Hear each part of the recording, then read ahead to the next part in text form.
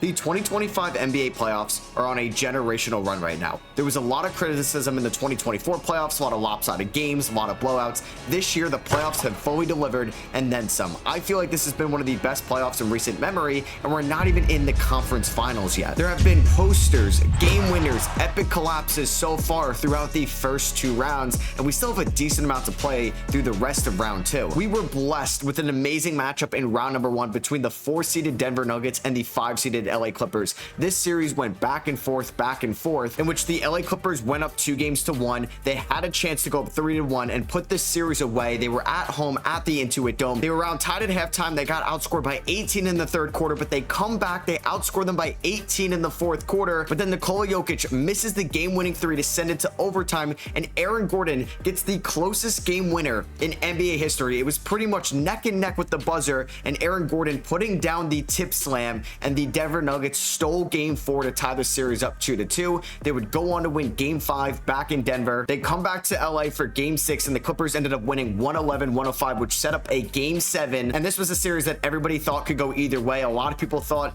that the LA Clippers were the best suited team to go up against the OKC Thunder in round number 2. We were going to see if James Harden can silence the critics that say he does not show up in game 7s, but unfortunately for Harden, that did not happen. He put up just 7 points. Norman Powell went 4 of 11, and Kawhi Leonard could not get enough done for the LA Clippers as they pretty much got blown out throughout the rest of this game. Russell Westbrook had an iconic technical foul where he had a fast break dunk. He held on the rim for a while and then started talking smack about the LA Clippers, his former team. There was a ton of drama in this game. Unfortunately, it was not a great game 7, but it topped off a fantastic round 1 series. And that was not the only elite matchup in round number 1. You had the 2-seeded Houston Rockets against the 7-seeded Golden State Warriors. The Warriors ended up winning game number 1. They would end up losing by double figures in game number 2, and unfortunately for the Warriors, Jimmy Butler went down with an injury where he fell in the air. He misses game 3, but the Warriors got it done. Steph put up 36 points in that one. They won 104-93. They go out and they win game 4 again, and Jimmy returns with 27 points, and they ended up winning a close one, 109-106. They were up 3-1. They lose the next 2 games. In game 5, Steve Kerr pretty much emptied the starting lineup, waved the white flag, in my opinion, way too early in that game, and that set up game 6, in which the Rockets won by 8, and then all the marbles for game 7. This was a chance for the Rockets to avenge all those times Steph Curry eliminated them in the James Harden era, but that did not happen. The Rockets only scored 89 points, and people were firing up Jalen Green trade machines by halftime. He ended up just having 8 points in this game. He struggled from game 3 to game 7, and there's going to be a ton of Houston Rockets storylines in the offseason because of this series. Could they go out and get Giannis Antetokounmpo? Could they get Devin Booker? Could they get Kevin Durant? Could they get a big name to be a number 1 around Şengün and Amen Thompson going forward? Because the sky can be the limit for the Rockets team. They played a great series, but game 7 was the Buddy Hield game. 9 threes, 33 points, and sent the Warriors to the second round. The other matchups in round number 1 weren't as competitive as these 7-game series, as the Oklahoma City Thunder blew out the Memphis Grizzlies in game 1 and in game number 2. Game 3, though, returned to Memphis, and it was a close game. The Grizzlies had a major lead, and then Ja Morant got hurt on a fast break dunk attempt. He leaves the game, and then the OKC Thunder outscored the Memphis Grizzlies 63-31 in the second half. They ended up winning by 6. It was a close game 7, but the Thunder ended up sweeping them after winning 117-115. Scottie Pippen Jr. had 30 points in that game, but Shai Gilgeous-Alexander showcased why he's the best guard in the NBA. He had 38. It was shocking to a lot of people, but not to me, because I did pick the Minnesota Timberwolves to beat the LA Lakers, and I was shocked, though, that it happened in just 5 games. I thought that series was going to go to 6 or 7 games. It was tied 1-1, but Minnesota's physicality and their size inside proved to be too much for LA. We know that there's going to be a ton of storylines from this series for the Lakers in the offseason. They're going to go after any type of rim protector they can get and try to build one last championship team around LeBron James, because next year could be the last year of his career, and it's going to be tough because LeBron and Luka are very good offensive talents, but both of them have defensive deficiencies. So we're going to see what Rob Pelinka and JJ Redick can put together this offseason. In the Eastern Conference, in my opinion, the best series was the New York Knicks versus the Detroit Pistons. The New York Knicks do not know how to win a convincing playoff game, as the Knicks were getting outplayed by the Pistons in game 1 and then went on a 21-0 run in the second half. They ended up winning by 9. They lost in a defensive battle in game number 2 at the Garden. They win game number 3 by 2 points, and then everybody was talking about game 4 where the Knicks won 94-93. There was a questionable foul call on Tim Hardaway Jr. in the corner, but the refs were not calling any fouls throughout this game. They were allowing a ton of physicality. Cade Cunningham missed the game winner as well. That would have tied up the series going back to the Garden for game 5, a game in which the Detroit Pistons won. They won 106-103. There was a big Tibbs debate too because Jalen Brunson and Josh Hart got hurt late in that game, and the Knicks only had one timeout remaining, and there wasn't a stoppage at any point. So there was 3 to 4 minutes off the clock where the Knicks did not have Brunson and Hart out there, and they lost the close one, but they ended up winning in game number 6 in Detroit. I'm sure the Knicks were feeling a little bit of pressure. Detroit wins this game at home. Anything could happen at game 7 at the Garden. The Pistons were outplaying the Knicks for most of this game. The Knicks outscored them 37-24 in the third quarter, and then in the fourth quarter, the Pistons outscored them by 8, but Jalen Brunson hit the biggest shot maybe in the playoffs so far, where he was guarded by one of the best perimeter defenders in the NBA, Asar Thompson, who was giving him a problem for most of the night,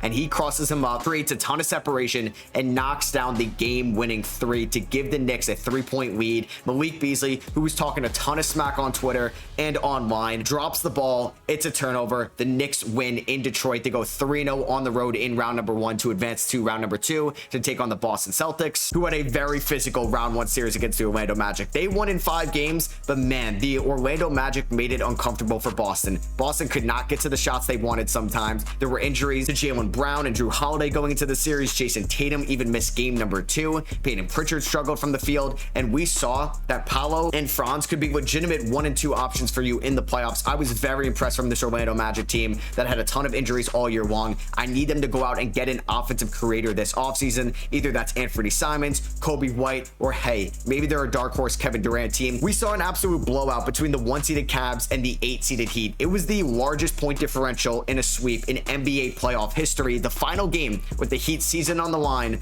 they lost 138-83. They made the playoffs out of the play-in tournament, basically sacrificing their 2025 first round pick to just pretty much get blown out in every game outside of game number 2. And then the Milwaukee Bucks and the Indiana Pacers had a heck of a 5-game series, as this series started off with Indiana winning the first 2 games. It was 2-1 in Milwaukee for game number 4, and this is the game where it all came crashing down for the Milwaukee Bucks. Damian Lillard tore his Achilles in this game. They ended up losing by 26, but more importantly, they may not have Damian Lillard going forward. Now, Damian Lillard may miss all of the 2026 season. He has a massive contract, and that felt like the nail in the coffin for the Bucks championship hopes this year, as game 5 was so close. Milwaukee had it in the bag, and they had an epic collapse of the playoffs. They ended up losing 119-118 on a Tyrese Haliburton game winner in overtime. Gary Trent Jr. had 33 points, but it was not enough for Milwaukee, as maybe that game was the end of an era with guys like Bobby Portis, Brook Lopez, and potentially Giannis Antetokounmpo in Milwaukee. And round 2 has been off to an electric start so far. The Indiana Pacers and the Cleveland Cavaliers, in my opinion, had a chance to steal the show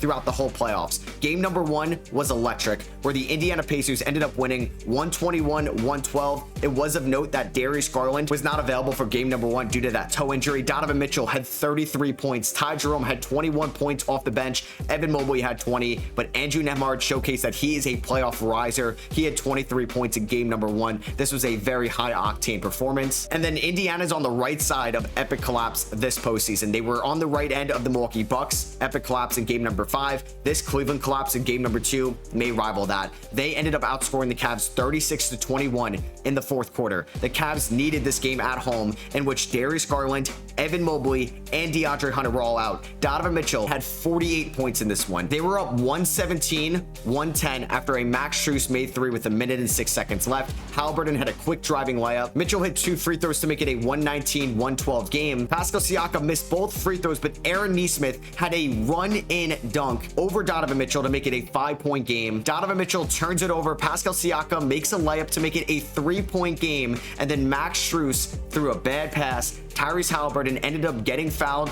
They fouled him up 3. He knocks down the first free throw. He misses the second one like he should. He gets the rebound, and Tyrese Haliburton is showcasing why that report that came out that said he's the most overrated player in the NBA was just straight up nonsense, as he knocks down a game-winning 24-foot step back 3 against the Cavs on the road against a 64-win team to steal game 2. And now the Pacers are going back to Indiana for game 3. And the Golden State Warriors Minnesota Timberwolves series felt like this can go either way, because Minnesota was so impressive in round number 1. Golden State ended up winning game 1 on the road against Minnesota 99-88, showcasing why they were one of the best defensive teams after acquiring Jimmy Butler. But bigger news out of that game: Steph Curry is going to miss a week with a hamstring injury. He may be back back for game 5 or game 6 or game 7, but the Warriors definitely needed to win game 1 on the road knowing this Steph injury. Buddy Hield drops 24 points for them, and Jimmy Butler needs to take over for the rest of the series, because if he doesn't, Minnesota will not shoot this bad from 3 yet again. They went 5 for 29 after also having an abysmal game 5 3-point performance against the Lakers from downtown. We'll see who's going to step up for the Warriors, because Jonathan Kuminga has been non-existent, which also has a big picture factor to it because he's a restricted free agent at the end of the year. We'll see if he can step up as a secondary scoring option to Jimmy Butler and maybe a top scorer on this team now, Buddy Hield. And it did feel like no matter who OKC got in round number 2, after 1 day's arrest, they were definitely going to win game number 1, and that didn't happen. Another upset happened in round number 2 as the Denver Nuggets ended up beating the Oklahoma City Thunder 121-119. Alex Caruso had a phenomenal game on both ends, 20 points and 5 steals in this one. Shea had 33 points, showcasing why he deserves the MVP honors this year, but J-Dub went 5 of 20. Chet Holmgren missed some crucial shots and free throws down the stretch, was a minus 14 in this one, and the Denver Nuggets stole game 1 on the road. Nikola Jokic put up a 42-point, 22-rebound, 6-assist performance, and that is just another day at the office for Jokic. We don't even bat an eye at that performance anymore, given how unreal some of his stat lines can be. Aaron Gordon stepped up. He hit a big 3 down the stretch. Russell Westbrook stepped up, going against another former team in the OKC Thunder, and he's going to be very important in this series because Michael Porter Jr. does not look healthy. And game 2 between these two teams was probably more of like you expected game 1 to happen. The Oklahoma City Thunder ended up going up to a 24-point lead at the end of the first quarter. They had 87 points at halftime. That is insane for a round 2 playoff series. They ended up winning 149-106. Shea had 34 points, 11 of 13 from the field, and was a plus 51 in this game. And honestly, after this performance, you have to be very relieved as a Nuggets fan to at least steal game 1 on the road, because you can't have more of this happening or this series is going to be done in 5. And then the last series that's currently going on right now, the Boston Celtics against the New York Knicks. As a Knicks fan, I had no hope going into the series. I thought there was a better chance that the Celtics were going to sweep, then this series could even go to 6 games, and the New York Knicks were down by 20 in the first half to Boston, and they rallied back. They outscored Boston by 7 in the third and 9 in the fourth to make this a game. Jalen Brunson was electric in the fourth quarter, having 12 points with massive threes. Mikal Bridges, Josh Hart, OG Anunoby all stepped up as well. Brunson unfortunately missed the game-winning shot. They go to overtime, and the 3 wings of OG, Hart, and Mikal Bridges stepped up and won this game for the Knicks, who ended up shooting 17 of 31 from the free throw line because the Celtics implemented the Hackett Mitchell Robinson tactic, while the Celtics went 15 of 60 from 3-point range. That is the most 3-point misses in NBA playoff history. And man, the Knicks did it again. They ended up beating the Boston Celtics 91-90. Once again, like game number 1 here in game number 2, they were down by 20 points. The Knicks outscored the Celtics 30-17 in the fourth quarter. The Boston Celtics are 25 for 100 from 3-point range to start off the series. They're shooting 25% as a team from 3 when they were one of the best 3-point shooting teams as a whole in the regular season. They could not buy a shot in the fourth quarter. Mitchell Robinson was a game high plus 19 here, and he had the worst free throw attempt that I've ever seen. But Mikal Bridges showed why he could be worth 6 first-round picks in that fourth quarter alone, scoring 14 points in that quarter specifically, kept the Knicks in the game, which is a career high for fourth quarter points in Mikal Bridges' career. And once again, like game number 1, made the game-clinching steal, and the Knicks stole game 2 and are going back to Madison Square Garden being up 2-0 in this series. It's far from over, but as a Knicks fan, you gotta be thrilled. If you would have told me that we were going to go back to Madison Square Garden game 3 tied 1-1, I would have taken that 100%. 2-0, the Knicks are in a really good position right now, but they can't let their foot off the pedal because the Boston Celtics are still one of the best teams in the league, and there's no way they shoot this bad from 3 for the rest of the series, right? So that is gonna be for me. I hope you guys did enjoy this video. Let me know what you guys think about the playoffs so far. What have you been loving? What have you been noticing? Let me know down below. Drop a thumbs up if you guys did enjoy this video, and I'll catch y'all on the next one. Peace.